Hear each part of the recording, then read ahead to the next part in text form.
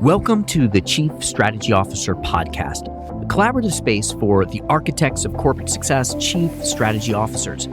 In today's interconnected world, no single leader has all the answers. Here, we foster a platform for knowledge exchange where executives who lead strategy can share their unique experiences in tackling complex challenges, navigating disruptive technologies, and driving impactful growth. The CSO role can be lonely and misunderstood, but what if there was a network dedicated to your success? Outthinker Network provides a supportive community of leading chief strategy officers offering time-saving solutions, trend insights, and invaluable peer connections. Visit outthinkernetwork.com to unlock the full potential of your role.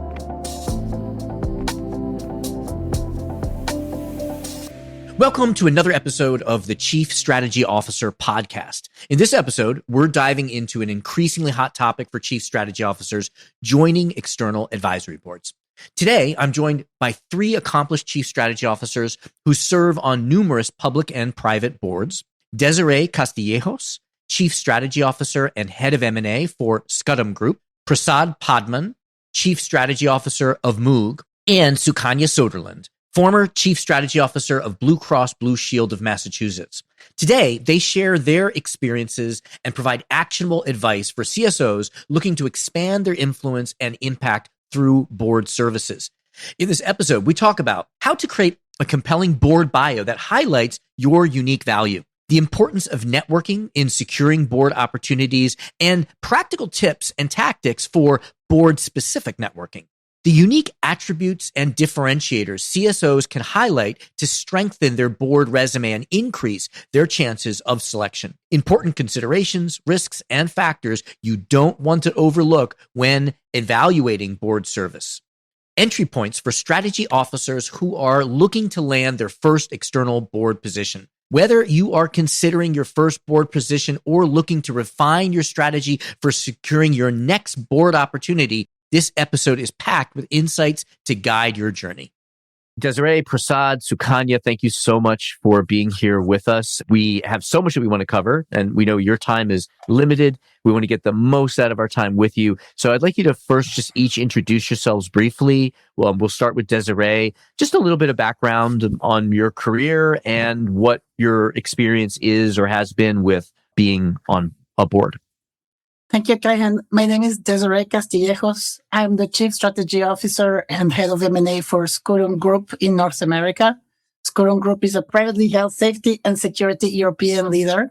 I'm in charge of their M&A here in North America.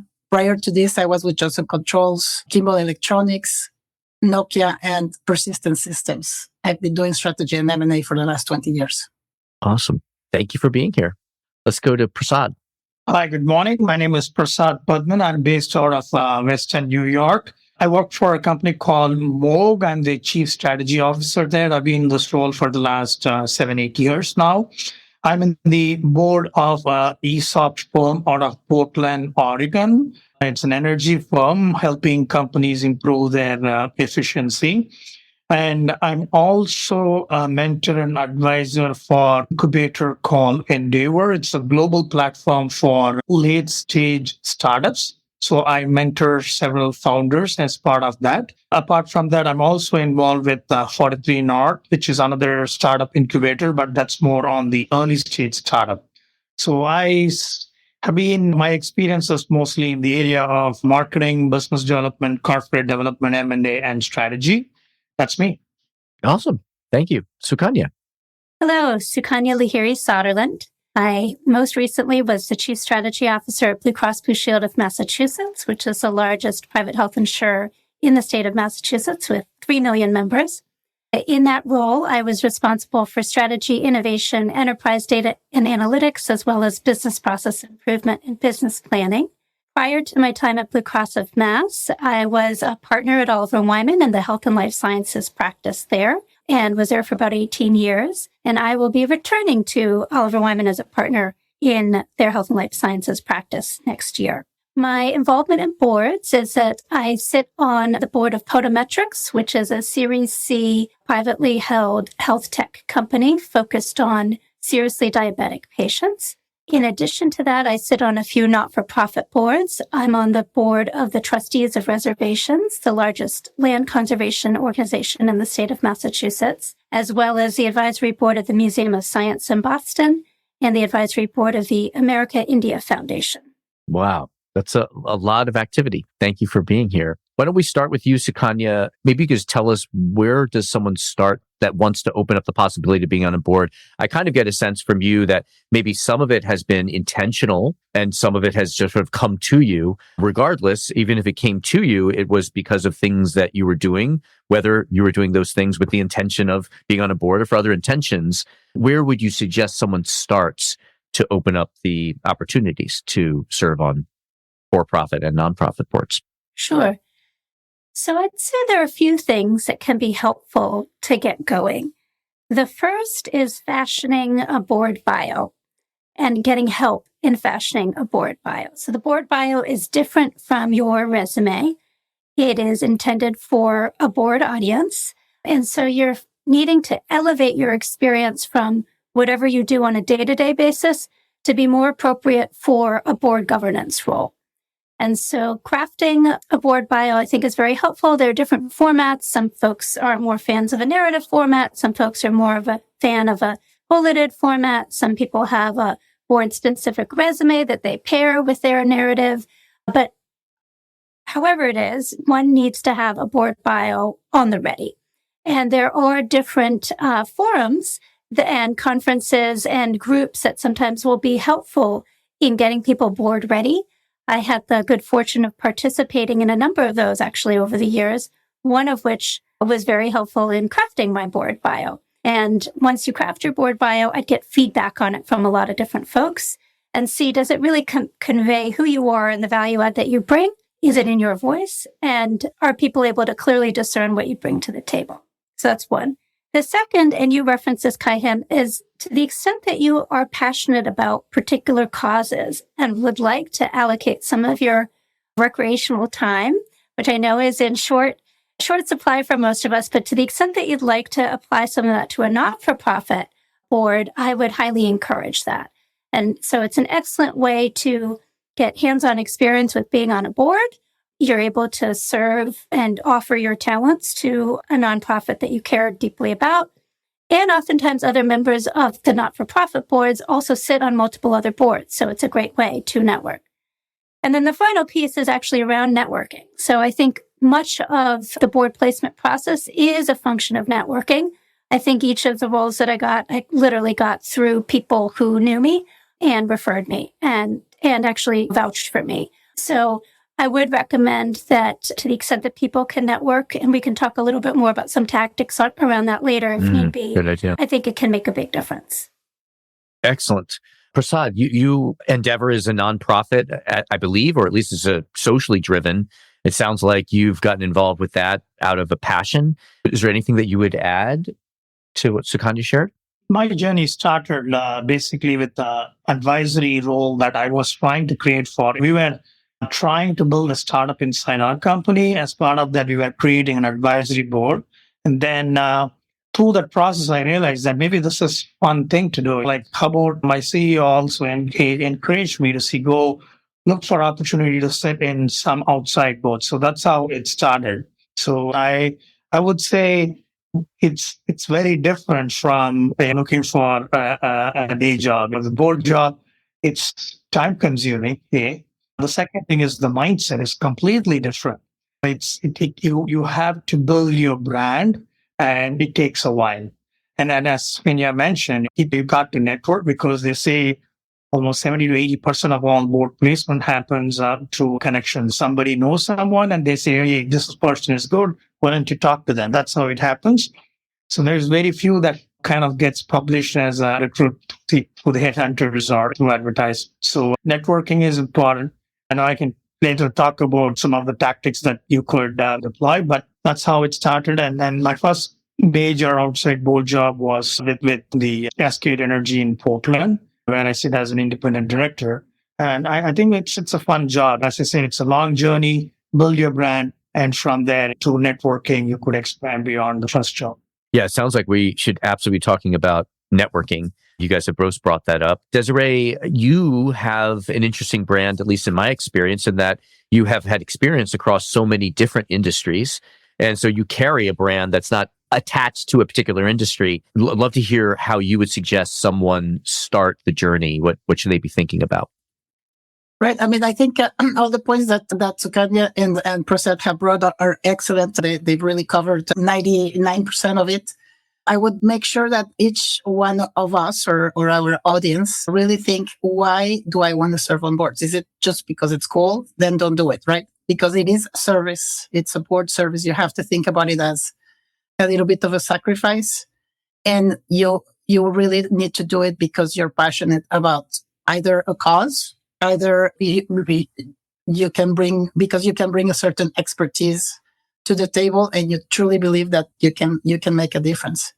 And then, as Prasad was saying, is a different mindset. As executives, we've been trained to really make sure that we shine individually. In a board, you have to really think about being a group and really, as a group, make the company or the organization better than what it would be without you as a group. So it's a very different mindset. Digging into that a little bit, right. It seems to me that a strategy officer has a lot of experience facilitating, even if informally, a conversation, how you act in the group and how you lead the group from behind or open up the conversation. And can you talk a little bit about, in your experience, what are some of the differentiators that a chief strategy officer can bring to a board?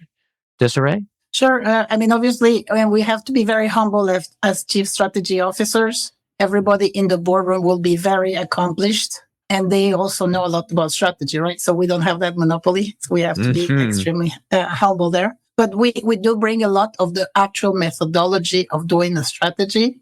Everybody can judge if the strategy works, but do you have the data? Do you have the competitive intelligence? Do you have the benchmark, etc.? You name it, right? To really make sure that this is a market you can go after, that the company has the right to win in that market. So that all those kind of more technical details that we feel are natural, maybe not everybody might have that skill set to bring to the table. And of course, the soft skills, letting other people voice their point of view. And also, I want to say it's very important to, as you say, leading from behind. I think it's very important to, if the point has been made, you don't have to say anything.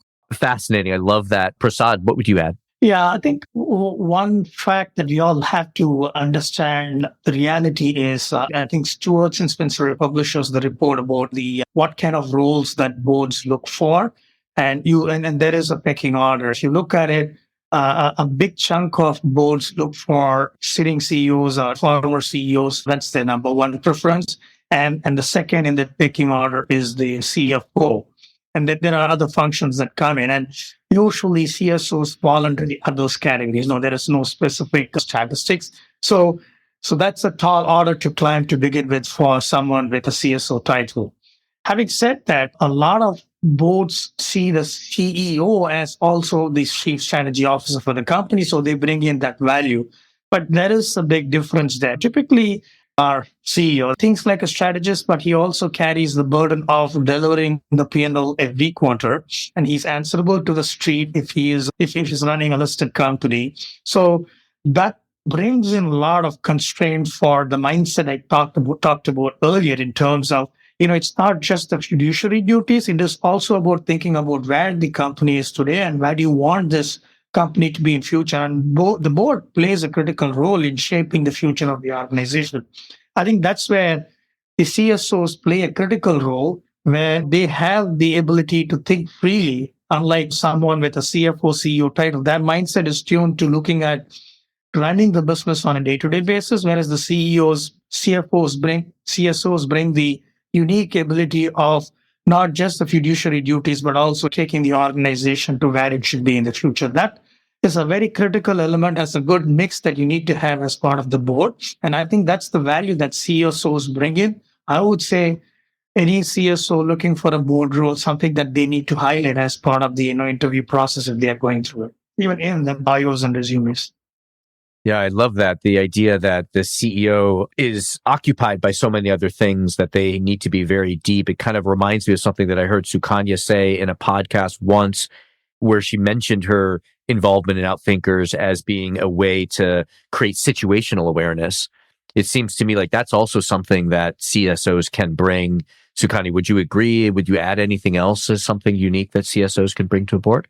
I wholly agree with that. I agree with all of the comments. And to your point of situational awareness, I'd marry that also with pattern spotting. So many CSOs have actually worn multiple different hats before they've gotten into the CSO role. And oftentimes, paired with the CEO, have the most lateral view of a given organization and the needs. And when you're in a board governance role, typically you're looking fairly laterally. You're only digging in deep when there's a particular issue of concern. And so I do think that that is an attribute that's helpful. I also think, and I agree with Prasad, that most all boards will have a competency matrix that they're working against, and they will prize the role of a CEO for sure, someone who's sat in the seat. And so that's probably number one. Number two, I agree, is CFO. And then there are specific other functional areas of expertise that could be of interest. It could be IT, it could be risk and audit, or whatever the case may be. It could be cybersecurity. I do think that one of the things that a CSO can bring to the table uniquely is the ability to do more in-depth strategic planning and to see around the bend. And that, I think, is probably, that's less relevant for large boards, where for large companies or publicly held companies where you're really in governance, nose in, fingers out mode. However, for privately held companies, particularly early stage companies, oftentimes the CEO is looking for someone to partner with them. And if it's largely an investor driven board, VC, PE backed, they may be looking for someone who's going to bring more of that strategic expertise and operator expertise to the table. And so one entry point for a CSO candidate for boards could be smaller stage companies where the CSO toolkit, if you will, may be very much in demand by the CEO and the C-suite there. Interesting. Prasad, you work with a lot of smaller companies. Was that your path? Did you begin first with earlier stage and then grow from there? Yeah, I think it's interesting. Sukanya mentioned that. It resonates with me. In my engagement with a lot of late stage founders, they have a clear vision of where they want it to be. But, it's about creating a common mental model. They struggle with that. They have their strategy wired in their brain. But, as you grow from a early stage startup to a late stage startup, it's not easy. So definitely if you're a small private firm, that's where CSOs can bring in their unique value, partnering with the founders or the CEOs, helping them shape their future, especially, and they have these private companies, especially are in scaling mode. If you're 50 million or 100 million, your next goal is $500 million or something, helping them in that journey. I think that's where CSOs can be growth, especially as a big challenge for a lot of these companies scaling. Obviously, CSOs can. I think, Sukanya, you mentioned that, but they've all been in different functional roles before coming into the CSO role. That gives you a holistic view in terms of helping the CEOs in shaping their future. Yeah, I agree. May I kind of also add, it's kind of related. So we all are chief strategy officers, but we also do other things with it. As kind of was mentioning, sometimes you have to dig deep because there's a problem or a strategic project, like getting into a new geography or etc. So in order to differentiate yourself, I think it's important to recognize within your portfolio what you have done extra or in addition to really bring to the table something different. For example, I myself do M&A as well, right? So in all my roles, I've been doing, depending on the company, a lot more M&A or a lot more strategy.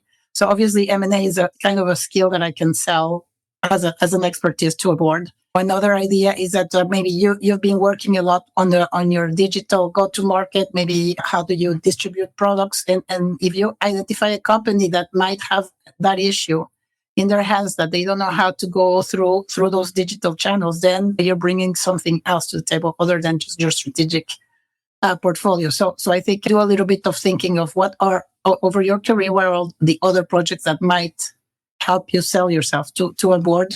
And as Sukanya was saying, look at the matrix the skill matrix and say, well, where could I be helpful here in this company? And obviously, it depends, right? It's a company or nonprofit, but I'm thinking mostly on myself, on private and publicly traded companies. I couldn't agree more. I do think being able to highlight the specific areas of expertise, whether that's M&A, as Desiree referenced, or strategic partnerships, or AI, or analytics, or whatever the case may be, it's really important to find ways to elevate that, because strategy overall is viewed as sort of an amorphous, broad brush term.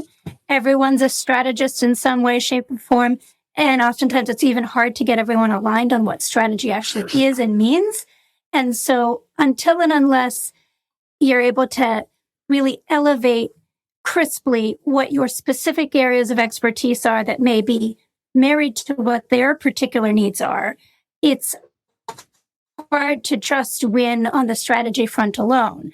I think that once you're actually in the room, once you're in the boardroom, a lot of the strategy skills, as well as Kaihan, your point on around the soft skills, Desiree talked about this too, of being able to lead through influence and being able to help bring different disparate points of view together and do it in a way that helps the group move forward is critical. And they're really looking for that. No one's really looking for someone to be throwing bombs in that boardroom.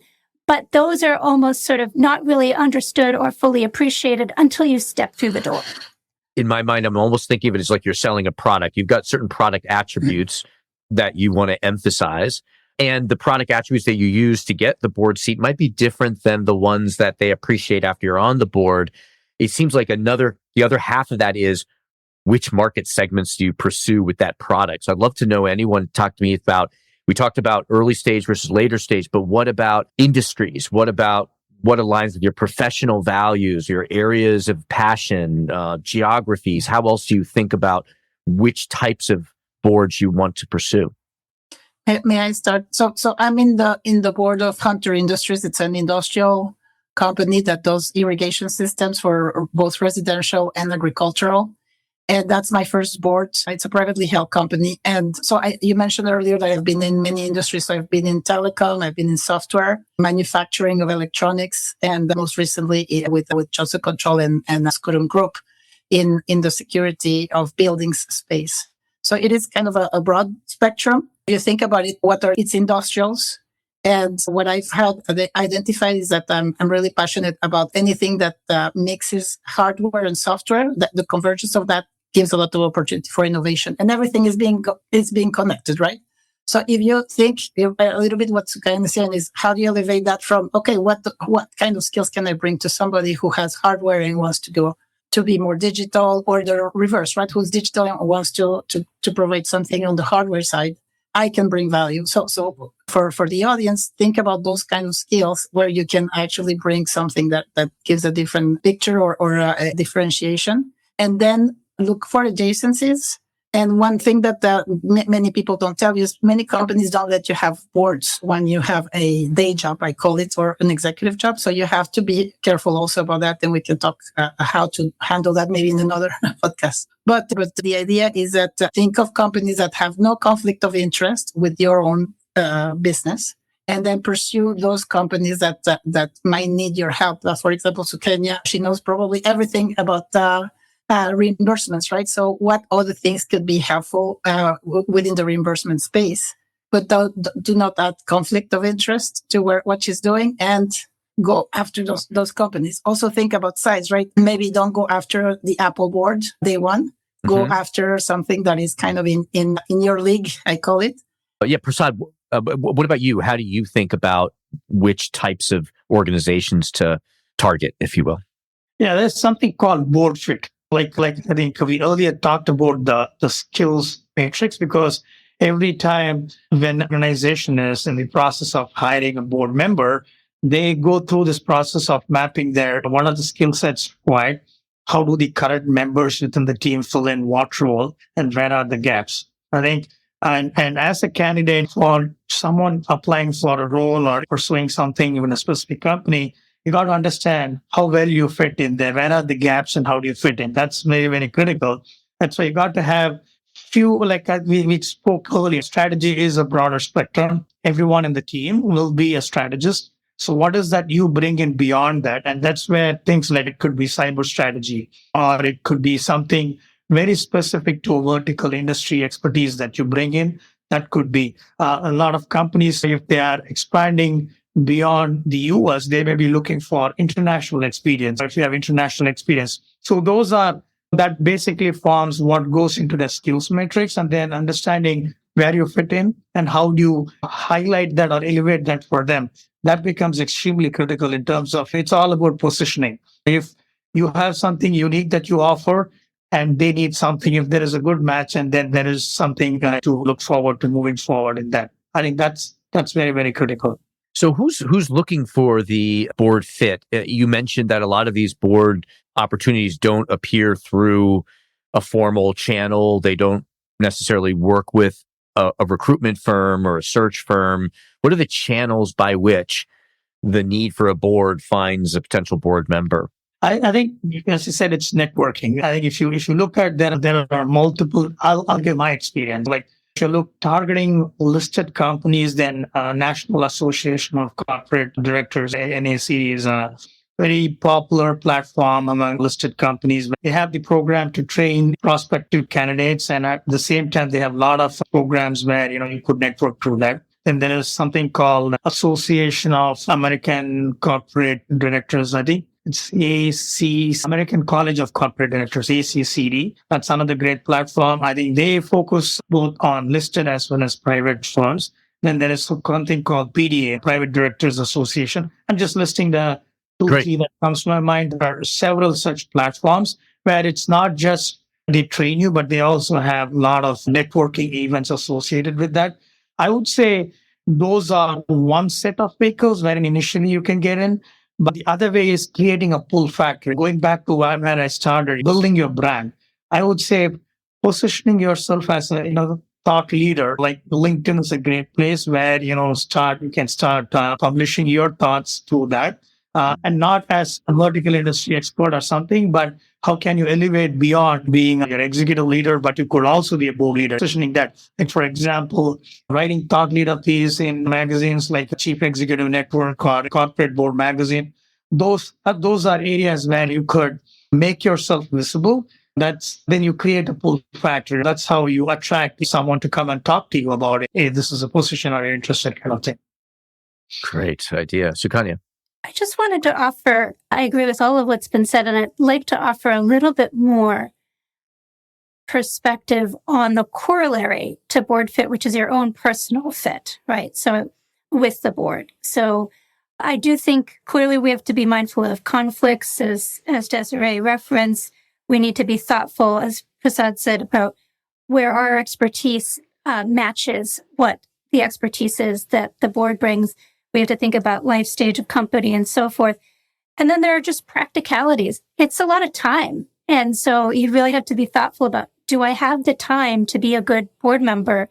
And some of that's a function of what that company may be going through. So if they're about to IPO, or if they're about to take on a big merger, or if they're undergoing some type of real financial duress, that's going to be, or if they're doing a CEO search, those are kinds of moments in time where the board involvement is much more intensive. And so just being mindful of, is that something I'm ready for? I have the time for? And is that also something that my company is going to be okay with? Because to Desiree's point, there are a lot of restrictions, both in terms of conflicts, in terms of how many boards you can be on versus not. And even things like geography play a role. So if I have to get on a plane to fly to every board meeting once a quarter, how does that fit in with my day job responsibilities? Because ultimately, you have to perform for your day job as well. And so I just think there's a piece there.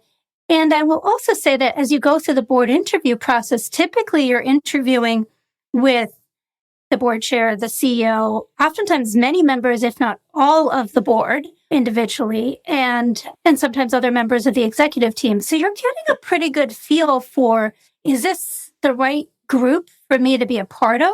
Do I feel comfortable also that they have the expertise that's needed? Have I examined the financials? Are there any red flags that I need to be aware of and go in eyes wide open on? So I just wanted to make sure, in the interest of getting to a board, people do the due diligence that you would do just as you would if you were considering changing jobs. Mm-hmm. Yes, okay. Those are excellent points that you're also interviewing them. And as I was saying, it's a service. So you really have to give the priority. They cannot wait, right? For you to, if there's a M&A transaction, for example, in a company and they need your approval, you cannot just be like, oh, I'll do it later, right? I mean, there's deadlines or something as Sukanya was saying, related to IPO or think about CrowdStrike, imagine what's happening in that board. Things of that nature, right? So you really have to be careful. And of course, there's personal risk, right? Because you could be sued. So that's something to pause and think about. What does it mean for me? Am I ready to take that risk on myself? And what are the ways for me to mitigate it? But there is risk. So you have to be very thoughtful of that. When we're talking about public companies and private companies as well, they get sued. And nonprofits, it happens, but maybe not as often, but it does happen. That's a great point. Not to get too far ahead of ourselves, but to the extent that folks are in the process of considering a board, really understanding what their D&O insurance looks like, their directors and officers insurance looks like, what coverage you would have versus not, understanding sort of the technicalities of what you are personally liable for versus not is important, so that there aren't any unwanted surprises down the road. And then I would also say, this is for another podcast, but thinking about how you're going to get compensated for your time, particularly to the extent that it's a privately held board where you might be getting some type of annual stipend in addition to equity. There's a lot that can be done to think through what would be the appropriate comparables to ensure that you're getting appropriately compensated for your time. Great. There's so many considerations after you've engaged and we're getting a sense of what the journey is. We are reaching towards the top of our time with you, and I think we'd be remiss not to help people that want to get there, give them the first few steps to get there. So I'd love to talk about how you initiated, how you started your networking, how you thought about it, because I get the sense that you, as Prasad said, it's a long process. And I imagine that you don't want to seem too eager, but you might be eager. Could someone just talk to us a little bit about how you thought about structuring your networking approach or strategy? I'm happy to offer two thoughts. One is, to the extent that you talk to recruiters, even as they reach out and they ask for thoughts or perspectives on particular roles, you can let them know that you're also interested in board roles. And so they will note that and they will reach out to you, because I think while I agree with Prasad that most board roles are filled through references, most boards are still hiring a search firm to actually do the placement. So the recruiter might be interviewing you, et cetera, even though someone else referred you.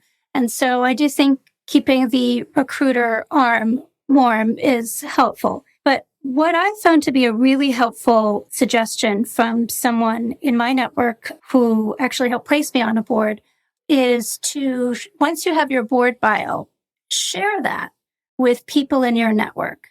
Not everybody, it's not a blanket sort of email, but send a personalized email to people in your network whom you believe may, either because they sit on boards today and or because they are interacting, their spheres of influence are such that they're interacting with folks who would be placing folks on boards, and let them know that you're interested. So share your board bio, tell them what you're looking for to the extent that you can be specific in terms of what you're looking for. That's very helpful. And people want to be helpful and want to help you. So lots of times that is where they'll then say, oh, I'm not sure about this or that, but actually I was just talking to this CEO of this company the other day, ABC, and then you can follow up. And so I think that kind of personalized outreach can be very useful and helpful. And it's a way of keeping sort of top of mind while also serving up for people specifically what you are looking for and what you think you could bring to the table. Excellent. Prasad, what would you add? Yeah, I agree with what was just said. From my experience, I would also add going to a director fundamentals training course. It's like 6 or 8 weeks. It's remote. Probably there's one face-to-face, something like, depending on which platform you choose. Doesn't matter. They're all the same. Pick one. I would encourage people to go through if you're serious about it. It's investment of time and money, but it's worth it because there is positive side to being part of the board, and there is also a lot of negative side. I wouldn't call it negative. There are certain requirements like the insurance part of it, the risks part of it. people need to understand. I would say if you go through a formal program, they do a good job in hand-holding you through the journey so that they prepare you well. I've seen people who, after going through the journey, say, this is not something that I wanted to be. Like people don't want to, decided not to pursue. So it's worth going through it. And also, I would also highlight, end of the day, it's also the most important thing for you to be successful is the board fit and the board chemistry. Because as you interview for a position for a board position, you also get to know what kind of a company you are trying to get in, and you'll get a sense, will I fit into this team? I think we talked about it. It's not about individual, though you will be evaluated on what you bring to the table, but also at the end of the day, you're going to work as a team. So the board chemistry becomes extremely important. If it's a toxic environment, you wanted to stay away from those kind of, especially depending on which situation the company is. Sometimes it could be toxic, so watch out for those. So that's why going through a formal training program, usually they let you kind of probe those areas, as you go through the journey. Does such a program also help you initiate your search or begin your networking?